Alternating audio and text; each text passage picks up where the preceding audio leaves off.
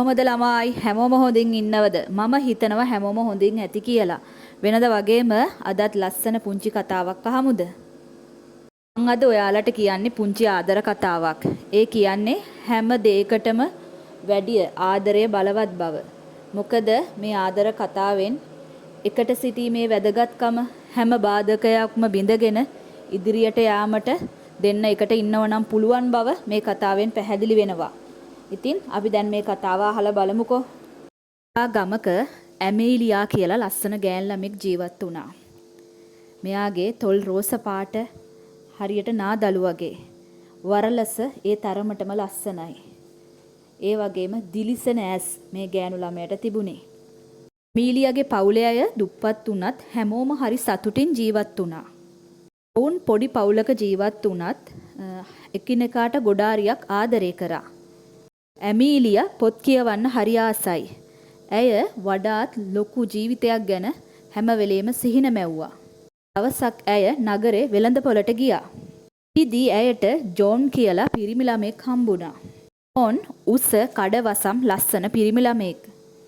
John ධනවත් පවුලක පිරිමි ළමෙක්.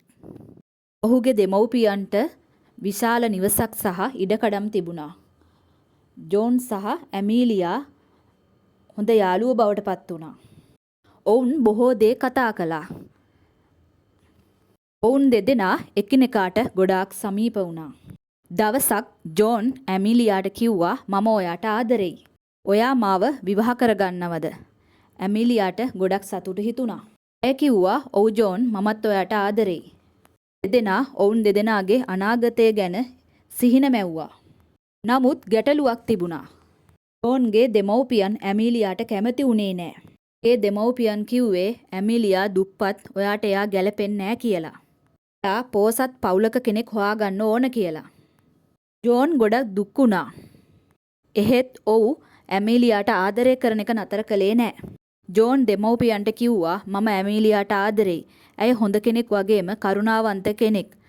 මට එයාව අත්හරින්න බෑ. නමුත් ජෝන්ගේ දෙමව්පියන් ඒකට ඇහුම්කන් දුන්නේ නෑ. ඔයා ඇමීලියාව විවාහ කරගත්තොත් අපි ඔයත් එක්ක නෑ කියලා ජෝන්ගේ දෙමව්පියන් ජෝන්ට කිව්වා. ඇමීලියා වගේම ඇමීලියාගේ පවුලේ අය ජෝන්ගේ දෙමව්පියන් ගැන දැනගෙන හිටියා. ඔවුනුත් දුකෙන් හිටියේ. ඇය ජෝන්ට ආදරය කරාට ඇයට ප්‍රශ්න ඇති කරගන්න උවමනාවක් නෑ. ඇය කිව්වා අපි විවාහ නොවි ඉමු කියලා. ජෝන් කිව්වා නෑ ඇමීලියා මම ඔයාට හැමදාම ආදරෙයි. අපි ක්‍රමයක් හොයාගමු. දින සති මාස ගෙවිලා ගියා. නමුත් ජෝන්ගේ දෙමව්පියන් වෙනස් වුණේ නෑ. ඇමීලියා කිව්වා අපි විවාහ නොවි ඉඳීම හොඳයි. මොකද කවදාවත් ඔයාගේ දෙමව්පියන් මට කැමති වෙන්නේ නෑ. ජෝන් කිව්වා මට ඔයා නැතුව ජීවත් වෙන්න බෑ. මට තේරෙනවා මම හැමදාම ඔයාට ඒත් ආදරෙයි. අපි යාළුවෝ වගේ ඉමු. ඔවුන් දෙදෙනා එකිනෙකා වැළඳගෙන ඇඬුවා. ඔවුන්ගේ ආදරය ශක්තිමත් බව ඔවුන් දැන සිටියා. නමුත් ඔවුන්ගේ දෙමව්පියන් විරුද්ධ බව ඔවුන් දැන සිටියා. ඔවුන් දෙදෙනාම එකිනෙකාට සහයෝගය දක්වන බව පොරොන්දු වුණා. නමුත් ඔවුන් දෙදෙනාගේම හදවත බිඳී ගිහින් තිබුණා.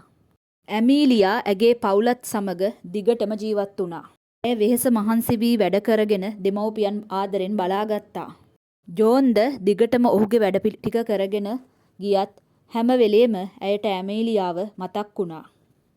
අවුරුදු ගණන් ගෙවිලා ගියත් ජෝන් තවමත් ඇමීලියාට ආදරය කරා.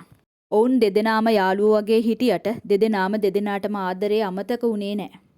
එය දුෂ්කරයි ඔවුන් දෙදෙනාම සිතාගත්තා. ඔවුන් දෙදෙනාම ඔවුන් දෙදෙනාගේ ආදරය සිත තුල තැන්පත් කරගත්තා. ඇමීලියා ගමේ අයට වගේම අසල්වැසියන්ටද ගොඩක් උදව් කරා. ඇය හැමෝටම කරුණාවන්තයි. ගමේ අයද ඇයට ගොඩක් ආදරය කළා. නක් ඇමීලියාගේ තාත්තා ගොඩක් අසනීප වුණා. ඇමීලියා ගොඩක් දුක් වුණා. ඇය තාත්තා වෙනුවෙන් කරන්න පුළුවන් හැම දෙයක්ම කරා. ඇමීලියාගේ තාත්තා අසනීපෙන් බව ජෝන් දැනගත්තා.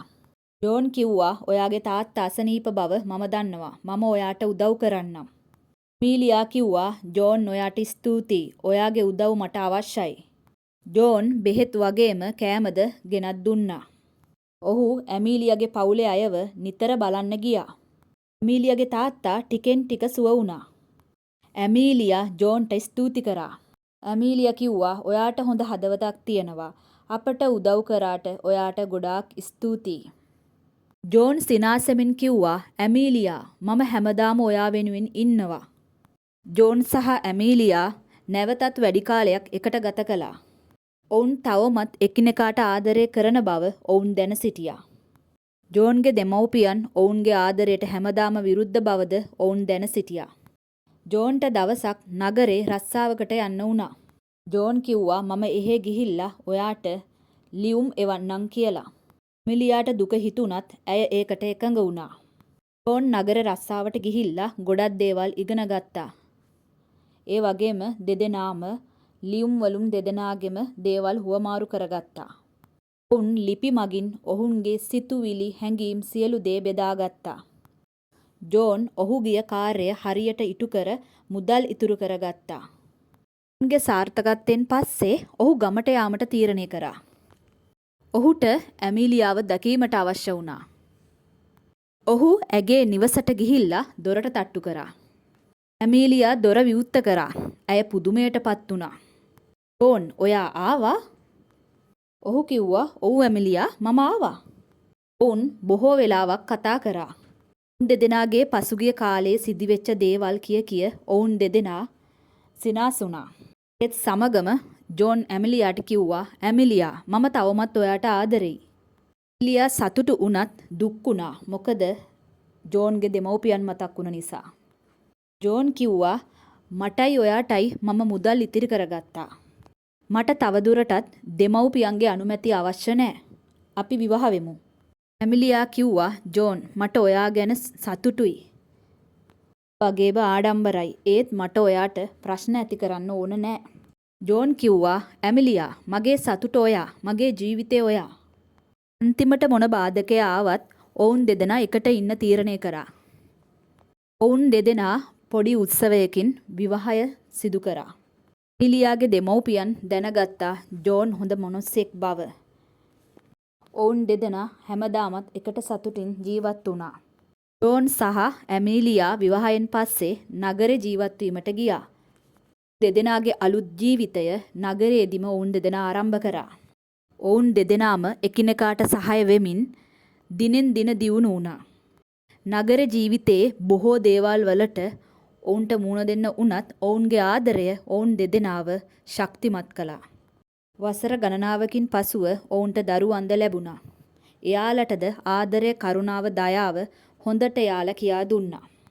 ඔවුන් දෙදෙනාගේ ජීවිතයේ දුක සැප දෙකම සෑම විටම සාධාරණයෙන් පිළි අරගෙන ඔවුන් දෙදෙනා හැමදාම දරුවන් සමග සතුටින් ජීවත් වුණා. සැබෑ ආදරය කිසිදා මිය නොයන බව ඔවුන් දෙදෙනා තේරුම් ගත්තා. සැබෑ ආදරය කියන්නේ මුදල්වත් තත්ත්වයක් නෙමෙයි අවබෝධය බව ඔවුන් වටහා ගත්තා. ඉතින් මේ කතාව සමග එකතු වුණ ඔයාලා හැමෝටම බොහොමත් ස්තුතියි. වීඩියෝ එක හොඳ නම් ලයික් කරන්න, කමෙන්ට් කරන්න, ෂෙයා කරන්න. හැමදාම සතුටින් පරිස්සමින් හොඳින් ඔයාලා හැමෝම ඉන්න ඕන. ආදරය කියන්නේ මොකක්ද කියලා අපි හැමෝම මේ කතාවෙන් පොඩි හරි තේරුමක් ගත්තා කියලා මම හිතනවා. ඔයාලා හැමෝටම සම්මා සම්බුදු සරණයි. පරිස්සමින් ඉන්න. තෙරුවන් සරණයි. කොච්චර වෙහෙසකර දවසක් වුණත් ජීවිතේ පොඩි පොඩි දේවල් ඔයාලත් එක්ක බෙදා ගන්න මම කැමතියි. ඒ නිසා තමයි මේ වගේ පුංචි පුංචි දේවල් ඔයාලට මම කියන්නේ. තෙරුවන් සරණයි හැමෝටම.